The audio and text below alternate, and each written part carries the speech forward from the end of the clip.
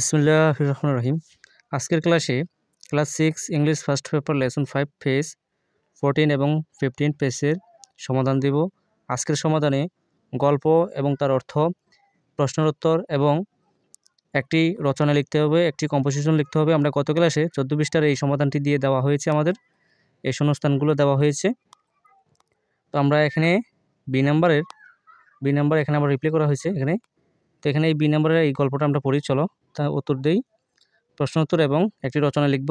এই গল্পের সাথে মিলিয়ে সৃজনশীল রচনাটি সম্পূর্ণ প্রশ্নভিত্তিক এবং সৃজনশীল হতে হবে।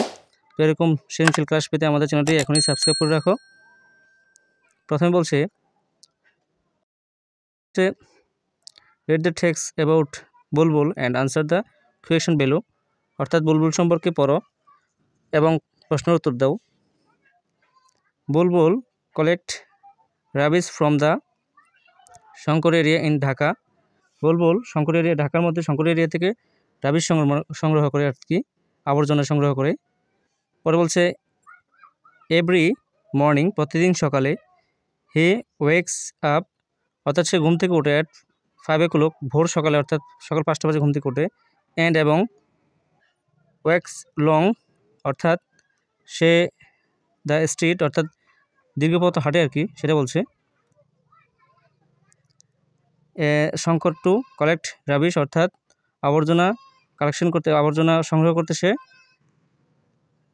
রাস্তায় হাঁটে, সেটা বলছে।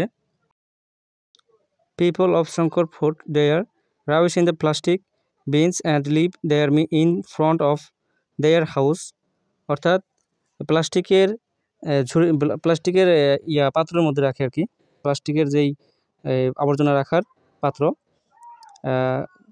মানে তাদের এলাকার মানুষ, এই যে এখানে পিপল অফ শঙ্কর মানে শঙ্কর এলাকার মানুষ, ফুড রাখে, দেয়ার রাবিশ তাদের আবর্জনা, ইন প্লাস্টিক বিনস অর্থাৎ প্লাস্টিকের পাত্রের মধ্যে, লিভ দেম ইন ফ্রন্ট তো সামনে রাস্তার পাশে, in front of their house অর্থাৎ তার বাড়ির সামনে রাখে, সেটা বলা হয়েছে।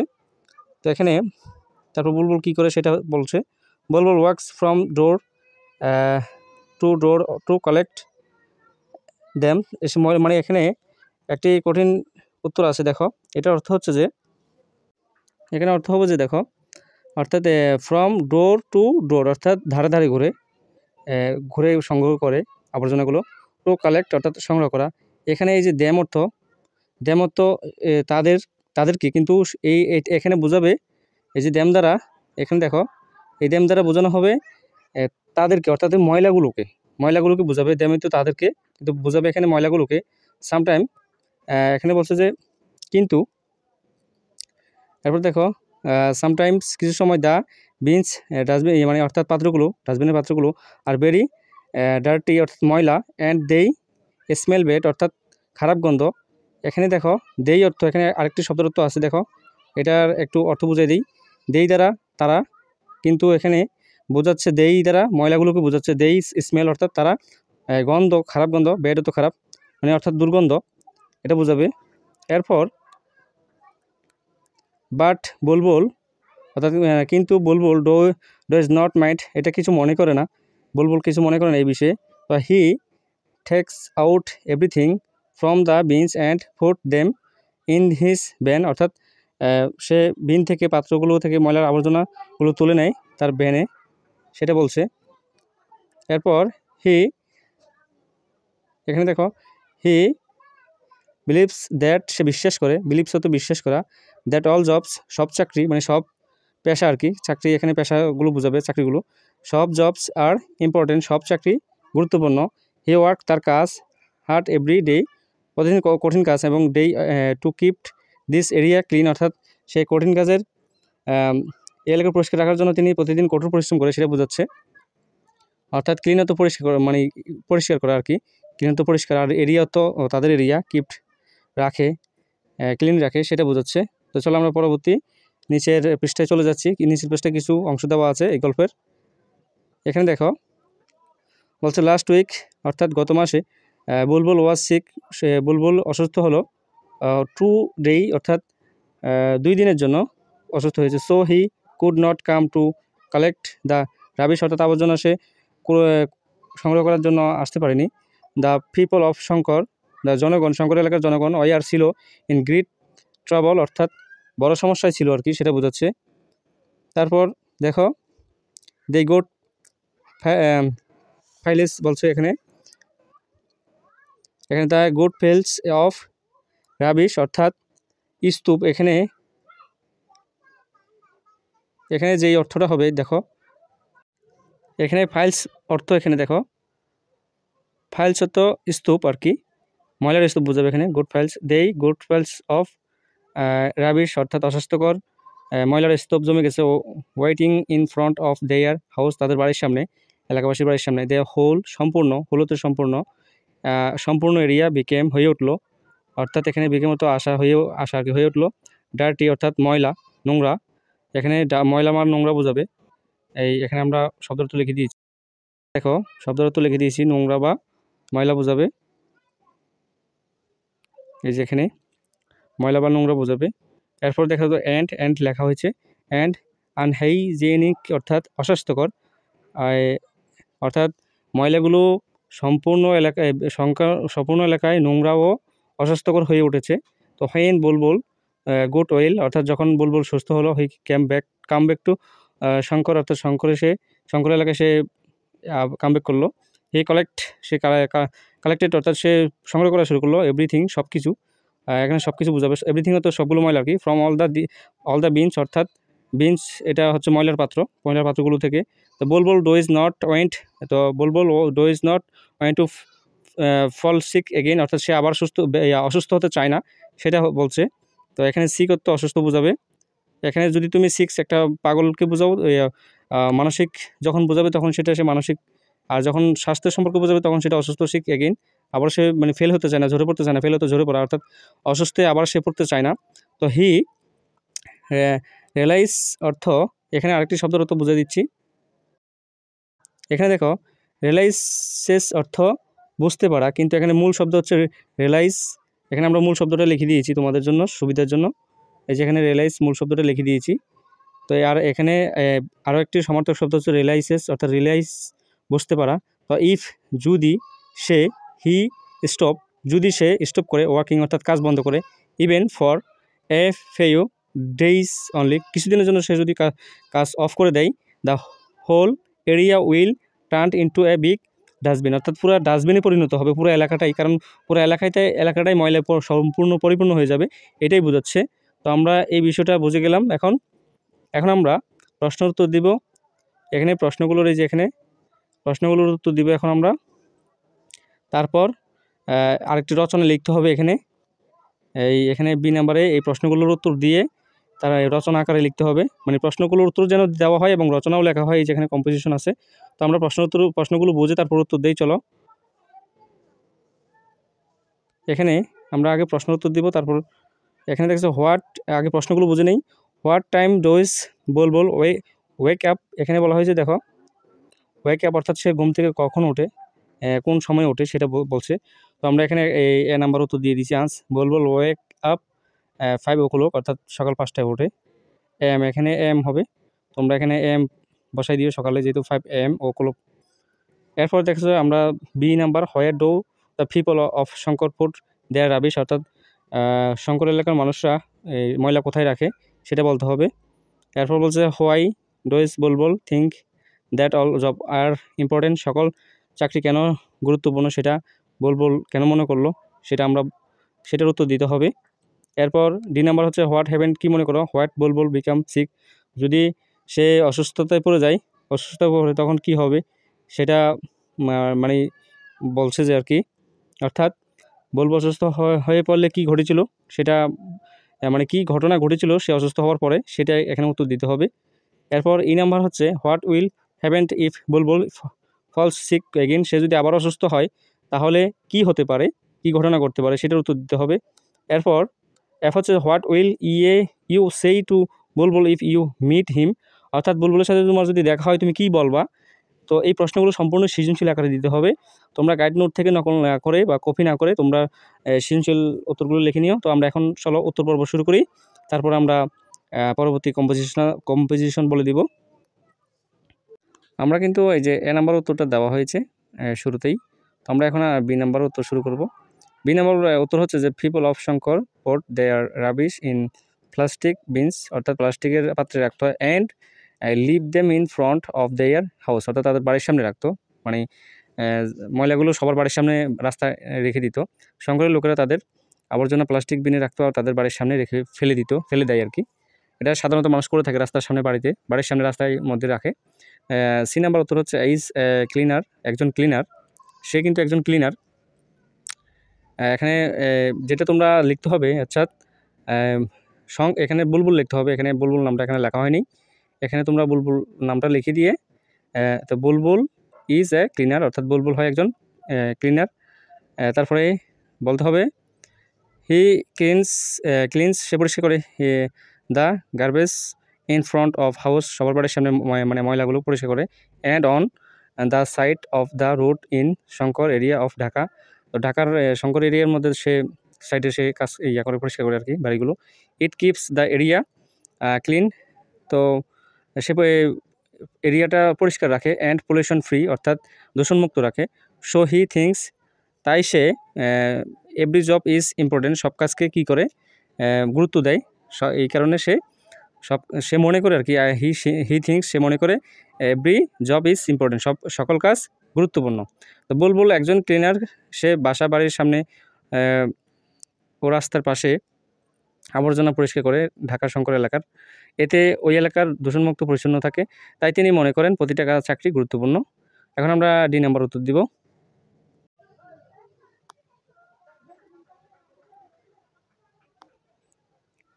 এখন ডি নাম্বার উত্তরটা দেখে নাও।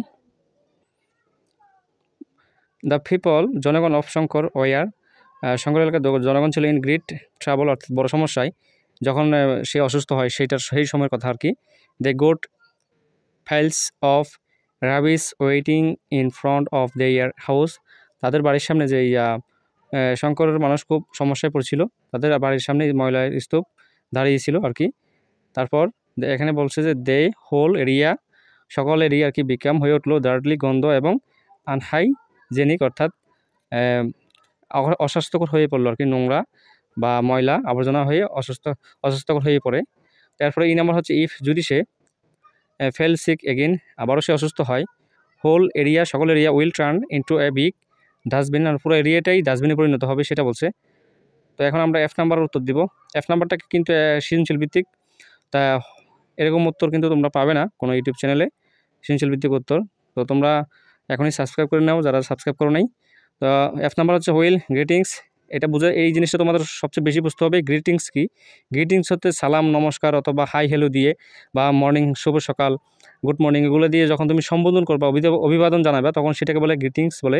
তো আমরা যদি এরকম যেই কোনো পেশার মানুষের সাথে দেখা হলে উইল গ্রিটিংস, অর্থাৎ সালাম, এখানে গ্রিটিংস জানাচ্ছে উইল গ্রিটিংস হিম, তাকে সালাম জানাই উইথ সালাম, অর্থাৎ তাকে সালাম জানিয়ে আমি অভিবাদন জানাইলাম।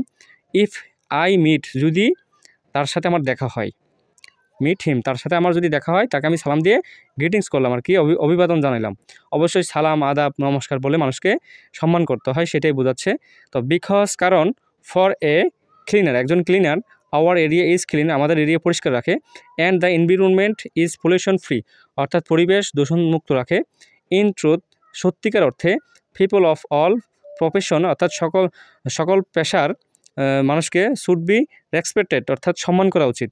তো এটা হচ্ছে যে আমি তার, এখানে বলছে আমি তার সাথে দেখা হলে তাকে সালাম দেব, কারণ একজন পরিচ্ছন্নতার জন্য আমাদের এলাকার পরিষ্কার ও পরিবেশ দূষণমুক্ত, প্রকৃতপক্ষে সব পেশার মানুষকে সম্মান করা উচিত।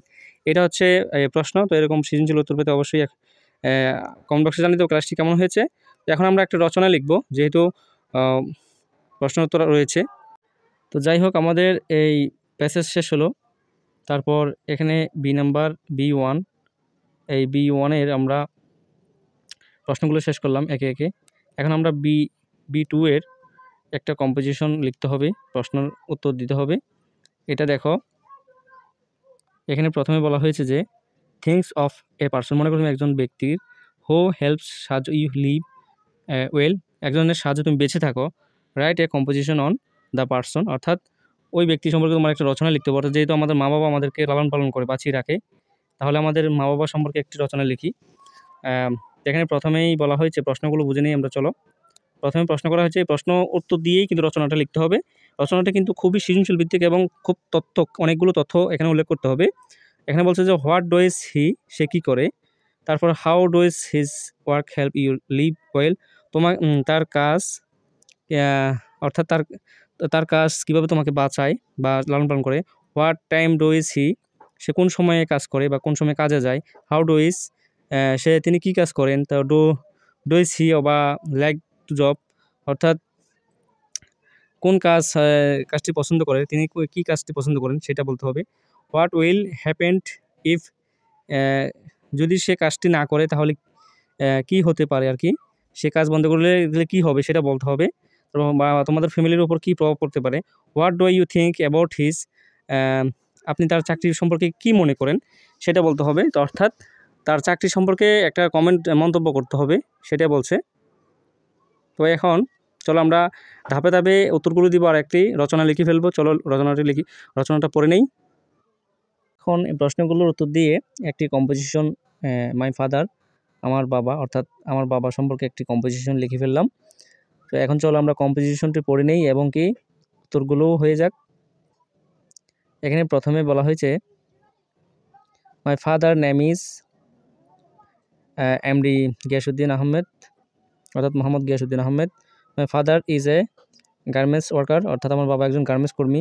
হি ইজ 45 ইয়ার্স ওল্ড, তার বয়স 45 বছর। His office is every morning at 8 AM, অর্থাৎ সকাল 8টায় প্রতিদিন অফিস শুরু হয়। অ্যান্ড হলিডেজ, অর্থাৎ ছুটি হয় অ্যাট 6 PM, অর্থাৎ সন্ধ্যা 6টায় ছুটি হয়। Father salary cover our house hold expenses, অর্থাৎ বাবার স্যালারি দিয়ে আমাদের সংসার এর খরচ চলে যায়।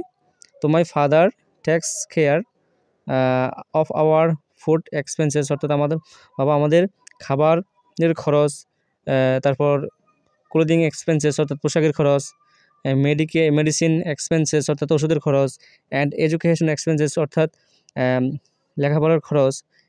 মানে খরচ চালায় আর কি, সেটা বলছে। He mainly work as a tailor, সে মূলত একজন দর্জি। If my father stop working, যদি আমার বাবা কাজ বন্ধ করে দেয়, দেয়ার উইল বি ফাইন্যান্সিয়াল, অর্থাৎ ক্রাইসিস, আর্থিক সংকট ইন আওয়ার ফ্যামিলি, আমাদের ফ্যামিলিতে আর্থিক সংকট দেখা দিবে। Luck will come in the family, অর্থাৎ ফ্যামিলিতে অভাব নেমে আসবে। এডুকেশন এক্সপেন্সেস, শিক্ষার খরচ উইল স্টপ রানিং, শিক্ষার খরচ বন্ধ হয়ে যাবে। সো ফাদার, তাই বাবার জব ইজ ইম্পর্টেন্ট, গুরুত্বপূর্ণ। ফর এভরি মেম্বার, প্রত্যেক মেম্বারের, অফ আওয়ার ফ্যামিলি, অর্থাৎ আমাদের ফ্যামিলির প্রত্যেক সদস্যের জন্য ইম্পর্টেন্ট বলছে। এরপর বলছে যে দ্য গার্মেন্টস, আমরা একটু নিচে নামাই।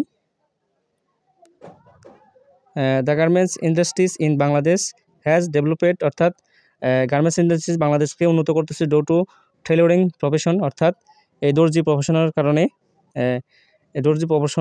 দর্জি পেশা দিয়ে। তো Bangladesh is prospering and earning foreign exchanges by export garments, অর্থাৎ এই গার্মেন্টস শিল্পের কারণে বাংলাদেশ বৈদেশিক মুদ্রা অর্জন করতেছে এবং উন্নত হচ্ছে, সেটা বলছে। এরপর দেখো এই অংশটা সম্পূর্ণ কিন্তু অ্যাড করতে হবে, যেহেতু প্রশ্নটাও সৃজনশীল করা হয়েছে, উত্তরও সৃজনশীল আকারে দিতে হবে। তো দেখো এখানে বলছে যে the garments industries of Bangladesh start it's journey in the 60s, অর্থাৎ 60-এর দশকে শুরু হয় গার্মেন্টস ইন্ডাস্ট্রিজ বাংলাদেশে। তবে toward the end of the 70s, অর্থাৎ 70-এর দশকের শেষের দিকে রপ্তানিমুখী। This industries began to develop as and export oriented sector, অর্থাৎ রপ্তানিমুখী হয়, এটা বলছে আর কি। এই শিল্পের উন্নয়ন ঘটতে থাকে, হ্যাঁ, এটা বলছে। তারপর currently it is the largest export oriented industries in Bangladesh, অর্থাৎ সবচেয়ে রপ্তানিমুখী শিল্প খাত এটা বলছে। তারপর ইন দ্য ফিসকাল ইয়র 2021 থেকে 2022 সালে একটা জরিপ আছে। The export amount from the ready made garments industries along is 42.613, অর্থাৎ বিলিয়ন, অর্থাৎ $42.613 বিলিয়ন, উইচ ইজ 81.81%, অর্থাৎ 81.81% of our total export of Bangladesh. অর্থাৎ আমাদের রপ্তানির যে কর আদায় হয় এর মধ্যে 80 ভাগই যে আমরা 80 ভাগ ইয়ে করি আর কি, রপ্তানিমুখী যে 80 ভাগ কি আসে আমাদের এই যে থেকে এই গার্মেন্টস সেক্টর থেকে। তারপর বলছে যে অ্যাট প্রেজেন্ট, অর্থাৎ আমাদের ওই অর্থ বছরে প্রায় এই 42.613 বিলিয়ন ডলার আমরা ওই বৈদেশিক মুদ্রা অর্জন করতে সক্ষম হই, ডলার সক্ষম অর্জন করি। এটা অনেক অনেক টাকা এখানে। এরপর বলছে present Bangladesh is the only country in the world in trim of export of ready made garments and China is at the top position. অর্থাৎ চায়না 1 নম্বরে আছে রপ্তানি পোশাক খাতে, আর বাংলাদেশ আছে 2 নম্বরে। So he likes Taylor work, অর্থাৎ তাই সে পছন্দ করে দর্জির কাজ। আমার বাবা তাই দর্জির কাজ পছন্দ করে, সেটা বলছে আর কি। তো এরকম সৃজনশীল প্রশ্ন উত্তর পেতে আমাদের চ্যানেলটি এখনই সাবস্ক্রাইব করে নাও এবং বন্ধুদের কাছে ক্লাসটি শেয়ার করে দাও। ধন্যবাদ সকলকে।